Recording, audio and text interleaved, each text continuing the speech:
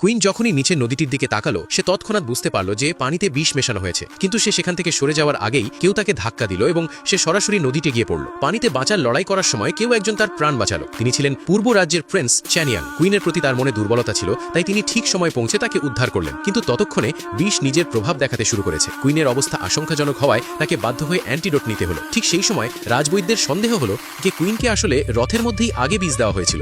কথা শুনে সবাই স্তব্ধ হয়ে গেল।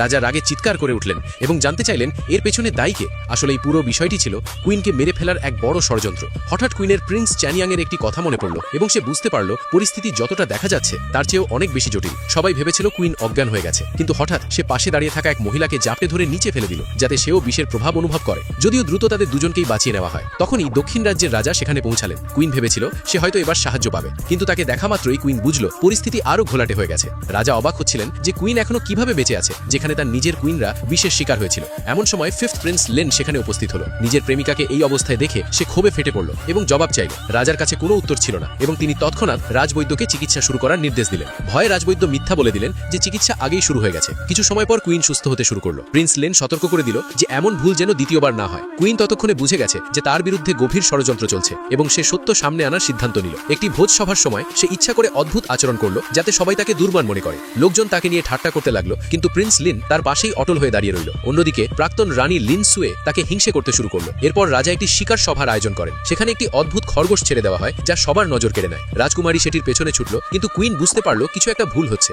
হঠাৎ রাজকুমারী পিছলে পাহাড়ের নিচে পড়ে গেল। নিচে বিষাক্ত পোকামাকড় আর জঙ্গলি প্রাণীতে ভরা ছিল। তার জীবন সংকটে পড়লেও কুইন দ্রুত এক সেবককে পাঠিয়ে তাকে উদ্ধার করলো, কিন্তু সে নিজে সেখানেই রয়ে গেল। সবাই ভেবেছিল কুইন আর বাঁচবে না, কিন্তু কিছুক্ষণ পর সে অক্ষত অবস্থায় ফিরে এলো। এটি দেখে দক্ষিণ রাজ্যের রাজা অবাক হয়ে গেলেন এবং তার সন্দেহ হতে শুরু করলো যে কুইন আসলে কোনো সাধারণ মানুষ নয়।